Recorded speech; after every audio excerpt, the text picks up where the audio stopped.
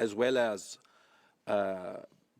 basically destroying large gains made in terms of the tourism economy that was developed.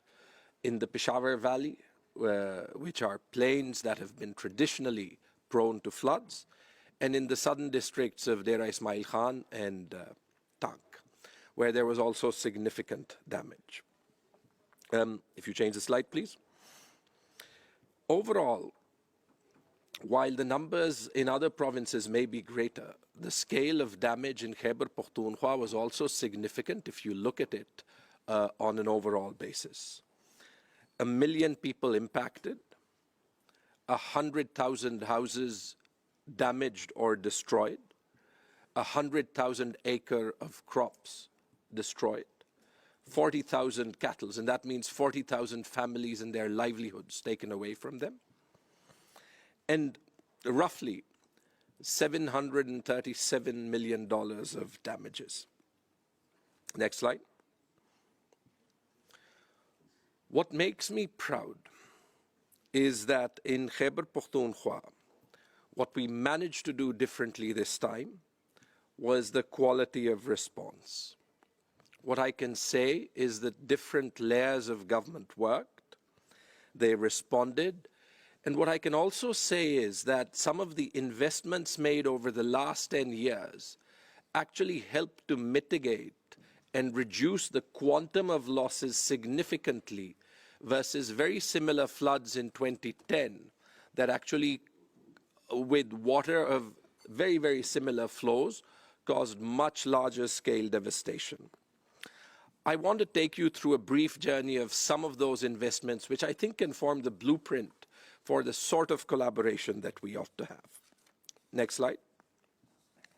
So, for example, a major intervention in the Peshawar Valley of creating a flood protection wall actually saved the 3 districts of the valley from massive damages because they contained water spillover into what is the most densely populated part of the province. Next slide.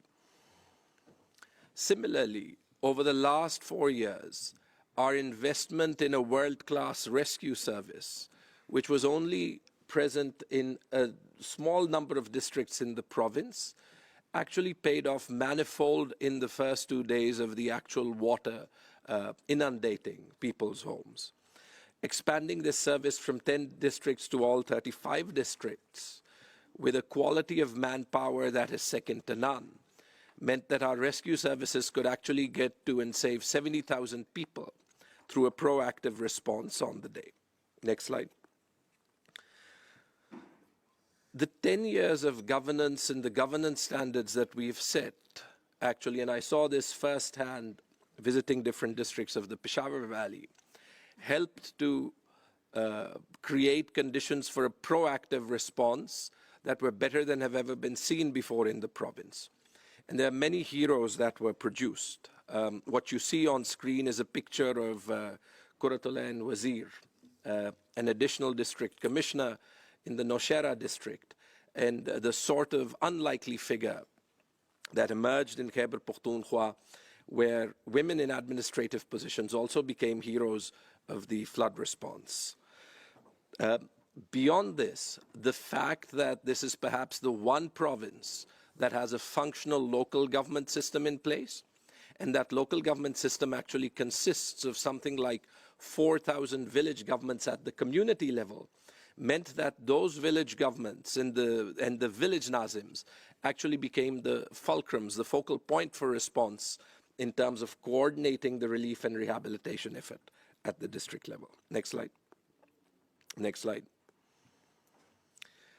As we moved beyond immediate recovery into sort of longer-term rehabilitation, it's important to note, and I think this message is really important that it go out with the sort of conviction that I would like for all of you to actually believe, is that we actually fast-tracked longer-term rehabilitation, both at speed as well as with the maximum levels of transparency, using technology, using third-party audits, in terms of fast-tracking the compensation that is to be given to private citizens in terms of fast-tracking a lot of the immediate rehabilitation that had to happen in the most impacted areas, such as Swat and Dera Ismail Khan and Tank, where there's significant damage to the road network. Next. And I think as a sign of our own commitment in what is actually financially a very, very difficult time for Pakistan, Khyber Pakhtunkhwa put its front foot forward to try and actually maximize the resources that it gave out of its own pockets to the flood relief effort. Our former Prime Minister Imran Khan led a flood telethon, and the first money that was disbursed to people who lost their houses was ₹1 billion from that particular fundraising effort.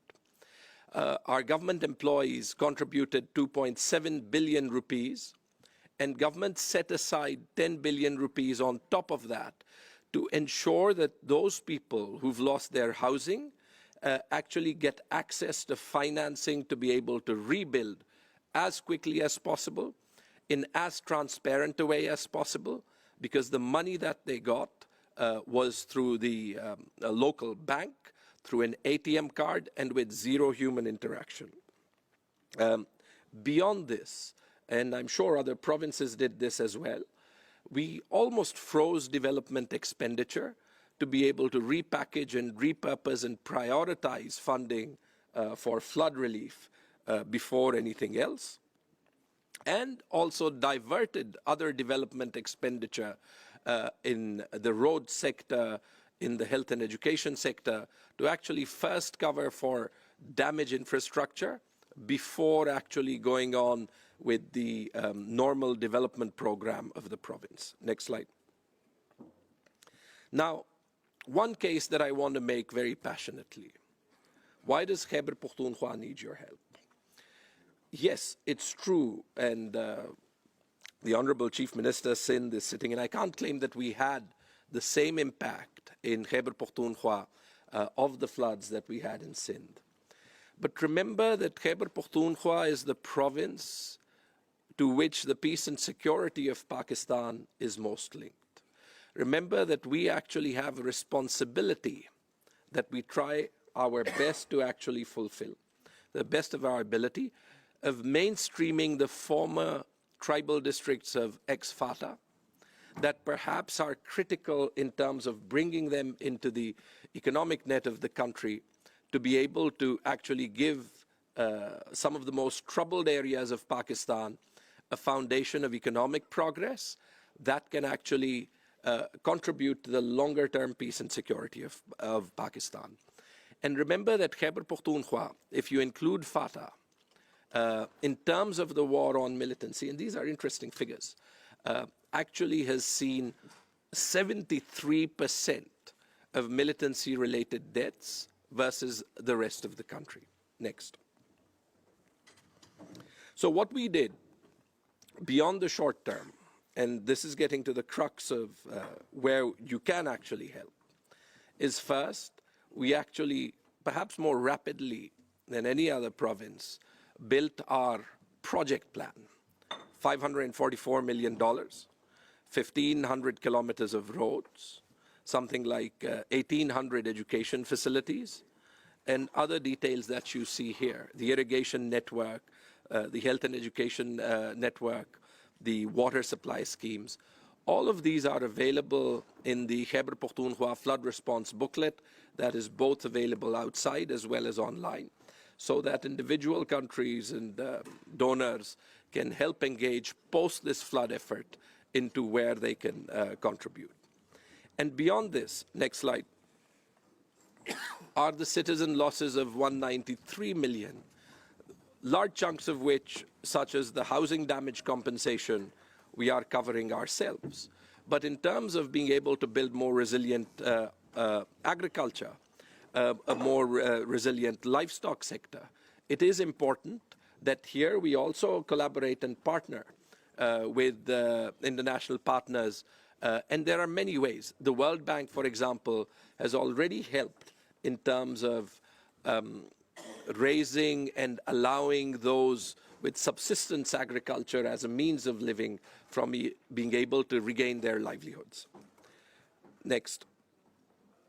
So in a nutshell, if you actually look at the figures, and we've figured out these pragmatically, $480 million is the funding gap of a total outlay of something like $900 million. If you include a resilient infrastructure fund that we want to be able to position as the next investment in the province, that actually helps us continue this journey of building better institutions that can cope with crisis in a better way, because we are actually very encouraged by the impact that the investments that we have made has brought. So, last slide. If you actually reflect on the message I'm giving, yes, relative to Sindh and Balochistan, the quantum of damage is smaller. But in terms of the significance of the damage and the construct of Pakistan's financial system in the provinces, the needs of each province are acute.